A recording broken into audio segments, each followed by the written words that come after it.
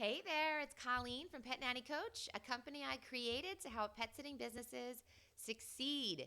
And today our topic is how to learn from our mistakes so that we can grow a successful business. So, I know a lot of my coaching clients, they're fearful of trying new things because they're fearful of making mistakes. I'm here to tell you, you're going to make mistakes in your business. I have made 1 bajillion mistakes. But the key is learning from those mistakes, which I know is advice you give to pretty much a second grader, but it's so true in this situation. Mistakes are good.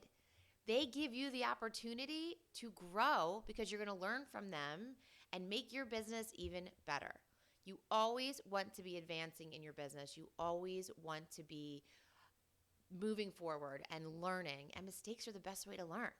All right, so if you make a mistake, let's say, for example, you sign up a new client that is in your gut, you know is going to be a horrible client and be nothing but trouble. And then they end up being nothing but trouble.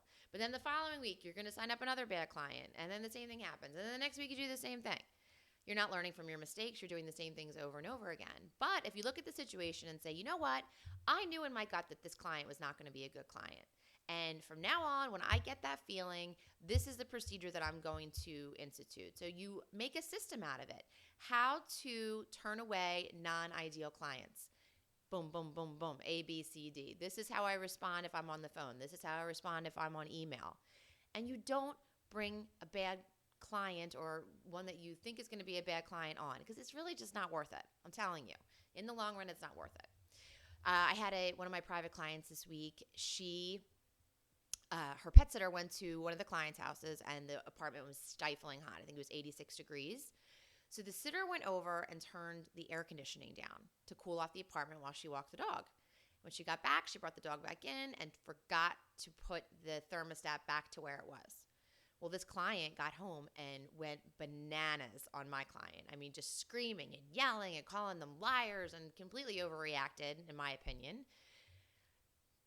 My client turned around and said, you know what? I'm not putting up with this. I'm not servicing this client. And she shot off an email that she probably shouldn't have written in the heat of the moment and basically said, I'm very sorry, but we will no longer be able to service you. I will refund your account, blah, blah, blah, blah.